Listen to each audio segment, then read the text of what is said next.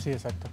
Ya estamos de regreso aquí en Ángulos platicando hoy miércoles con José Ángel Gutiérrez. Bienvenido, José Ángel. Gracias, muy amable. Jorge Tele Navarro Jonás, bienvenido. ¿Cómo está, Ricardo? Y Carlos Martínez Macías, bienvenido. ¿Qué tal, Ricardo? Buenas noches. Buenas noches. Oigan, pues está el asunto del Poder Judicial. Ya desde la semana pasada daban la nota porque se descubrió que los magistrados no estaban pagando los impuestos como se debía y después se supo que era por una especie de acuerdo que les había vendido el presidente del Supremo Tribunal, Celso Rodríguez, pues prácticamente ir haciendo la vista gorda y de que Hacienda no les iba a cobrar. Finalmente llegó la semana pasada un requerimiento con una multa millonaria y obligando a los que estaban pagando menos a ponerse al corriente y a pagar ahora sí lo que son los impuestos adecuados, ¿no? Pues esto es, me parece, uno de varios casos de irregularidades que se están presentando en el Supremo Tribunal y en el Poder Judicial en general. El tema, no entiendo hasta dónde se va a permitir que llegue y sobre todo, Ricardo, mi análisis sobre esta situación siempre se atora en la pregunta de quién le va a poner remedio. El presidente del Supremo Tribunal y cabeza visible del Poder Judicial, que es Celso Rodríguez, enfrenta una dura oposición al interior del mismo Poder Judicial, tiene problemas, broncas, literalmente broncas en el Consejo de la Judicatura, tiene broncas dentro del Supremo Tribunal y hay un grupo de magistrados que periódicamente intentan organizarse para pues arrebatarle el control total que tiene del Poder Judicial y que se ha expresado sobre todo en estos manejos presupuestales.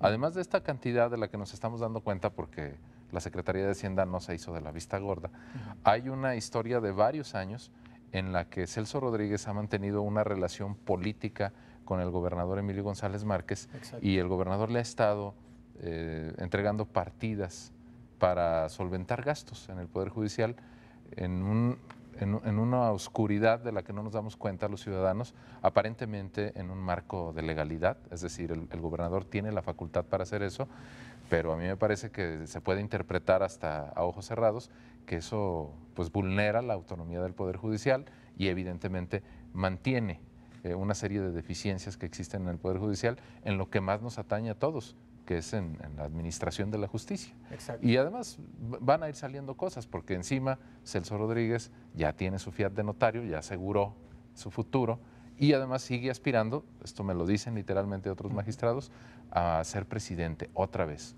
Y aunque la Constitución del Estado aparentemente dice que ya no se puede, pues ya están buscando la manera de encontrar un recoveco legal para poder aspirar otra vez a ser presidente. Porque ya faltan apenas un par de meses, ¿no?, para la elección del nuevo presidente. Ahora, lo que decía Jonás, hay siempre como el rescate del gobernador por parte de lo financiero, digamos, para el Poder Judicial.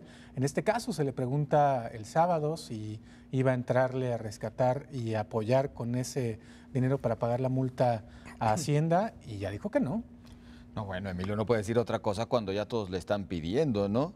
Ahora sí va a tener que decir, no hay, pero ya lo decía Jonás, quién sabe por debajo cómo va a venir el apoyo. A mí lo que me extraña es el que se hubiese creído en algún momento que el Poder Judicial estaba libre de toda culpa con respecto a los otros dos poderes, ¿no? Y sí, lo hemos dicho, nos platicaban antes de entrar al aire acerca de cómo pues, se habla del Ejecutivo, se habla del Legislativo, pero poco del Judicial. Bueno, pues yo no sé dónde está quien creía que ahí sí eran puros castos e inmaculados, ¿no? Digo, me parece que este poder no se escapa de los vicios que existen por igual y por parejo en los otros dos. Pero el no pagar los impuestos, perdón, pues lo veíamos con los diputados. Y simplemente ya en una ocasión hicieron lo que pretenden hacer en el judicial. Se aumentaron el sueldo para pagar los impuestos y que no les afectara en su ingreso neto, ¿no? Digo, pues es que es la misma situación que se ve con todos, nada más que acá, pues le faltaba que le llegara su momento. Pero sabes que ahí yo creo que tendríamos que ir un poquito más al fondo de la génesis del mismo Poder Judicial. Hasta hace tiempo, hace algunos años, el Supremo Tribunal de Justicia y el Poder Judicial en concreto eran una especie de notables, magistrados que jugaban al ejercicio del poder, que era un grupito que de repente apoyó a un magistrado para que fuera presidente, y en ese juego de poder, de bandos, influían, por supuesto, gobernante en turno y exgobernadores. que eran las cuotas de poder repartidas. Luego aparece otra estructura dentro de este ejercicio de poder, que es el Consejo de la Judicatura. El Consejo de la Judicatura supuestamente surge para ser un órgano auxiliar del Supremo Tribunal de Justicia en cuestiones administrativas, la capacitación de jueces, la administración de recursos para los juzgados, entre otras tareas. ¿Qué es lo que ha ocurrido en la práctica? Que es la de sancionar a jueces. Sancionar a jueces. Es parte de la administración que yo mencionaba. Pero, ¿qué es lo que ha ocurrido? Que el Consejo de la Judicatura se convirtió en otro poder paralelo al Supremo Tribunal de Justicia. Y este ambiente enrarecido que de por sí ya traíamos del Poder Judicial y del Supremo Tribunal, le agregas este actor que ha sido, y lo vimos hace unos años, que fue un asunto, realmente un activismo increíble que llevó a la parálisis por momentos al Poder Judicial. Me parece que en medio de todo esto y los escándalos, que yo coincido con ustedes, la opacidad en el manejo de los recursos, etcétera, la discrecionalidad, el fondo del tema es la administración de la justicia. Eso es el asunto gravísimo que tendríamos que estarnos centrando un poquito en ese tema. Hay, la verdad, juzgados que son pues una vergüenza como están operando, y hay expedientes que se acumulan en cajas, etcétera, y no hay forma de resolverlo. ¿Por qué? Porque los señores andan envueltos en la grilla y ahí viene otra vez otra grilla de relevos, ¿no? Hablaba Carlos del Génesis. Yo creo que el problema se recrudece en el momento en que ya se pierde esa parte, ¿no? De que, bueno, sí, interviene el gobernador y los exgobernadores, pero ahora cuántas cabezas vemos desde afuera que traen el control en el Poder Judicial, el gobernador en turno. Citábamos a los Cosío en algún momento. Pues el senador José María Martínez, muy tuitero últimamente, por cierto, el señor, para ampararse con Felipe Calderón. Bueno, hay tantas manos que por supuesto que ya están cortando el atole, ¿no? El tema, yo simplemente, José Ángel, abordar, tú dices, ¿quién esperaba que se portaran bien?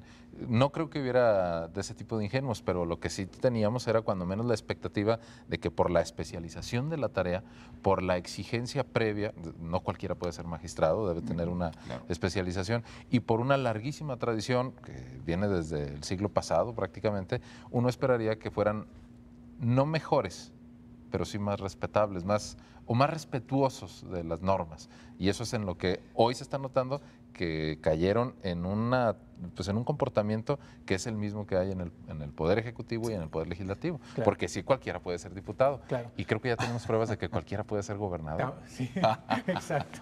Y bueno, a lo mejor cualquiera puede ser magistrado. No, o trabajar en el Poder Judicial. Exacto. También han aparecido por ahí algunas historias. Sí. También cualquiera, perdón. Porque hablamos con el consejero de la Judicatura, Alfonso Partida Caballero, que nos habla acerca de algunas de las cosas del amplio panorama de crisis que hay en el Poder Judicial. Vamos a verlo. O sea, eso es lo más grave y lo más lamentable. Las cuestiones éticas, que nosotros vamos a ponerle mucho énfasis en esto, la cuestión de que hijos de funcionarios o hijos de algún director, etcétera, nepotismo. Vamos a ser muy claros en esto. Las personas que estén deben de cumplir los requisitos. Y Celso en esa tesitura lo utilizaba como moneda de cambio. O sea, dar prestaciones en gasolinas, en apoyos, en todo, y eso era cómo ingresar a un hijo de algún magistrado para conseguir el voto de esa persona, de ese magistrado. Y en esa tesitura están alrededor de 20. Bueno, pues ahí tienen, nos dice que por lo menos 20 magistrados tienen familiares que están recibiendo ya sea o una plaza, como decía Carlos, en el Poder Legislativo o algún tipo de prebendas para, digamos, continuar con ese apoyo a Celso Rodríguez. Y hay casos muy ridículos, no hay otra manera de calificarlos. No sé si ustedes se acuerdan de un diputado del PAN, diputado local Distrito 9, Juan José Sánchez Santillón. Terminó la legislatura, estoy hablando de hace unos 6 años, 9 años, y de repente aparece como titular de comunicación social en el Consejo de la Judicatura, ¿no? Y estaba el diputado Enrique García, de una legislatura anterior, sería 2 legislaturas atrás, terminó controlando en el Congreso algunas de las tareas de la fracción del PRI y después aparece en el Consejo de la Judicatura en un cargo administrativo. Entonces es la prueba más clara de que todos meten mano ahí en un órgano que tiene un fin muy sano. Con unos sueldos realmente impresionantes, sueldos y prestaciones. Estamos hablando que en el Consejo de la Judicatura, aparte del salario, que es muy considerable, estamos hablando, si mal no recuerdo, entre 160,000 pesos más o menos el sueldo, tienen prestaciones que incluyen seguro de gastos médicos mayores para el consejero y para los familiares del consejero, para la esposa, el hijo, etc. Realmente hay que revisar el dispendio de recursos tanto en el Consejo como en el Supremo Tribunal de Justicia. La pregunta que yo me sigo haciendo, Carlos, ¿quién lo va a hacer? ¿Los diputados? No, pues estamos amolados. El ejemplo de transparencia, ¿no? punto. Bueno, en lo que lo pensamos, y yo creo que a lo mejor no lo pensamos durante la pausa, porque si no, la pausa no va a terminar. Regresamos para seguir platicando ese asunto. No se vayan.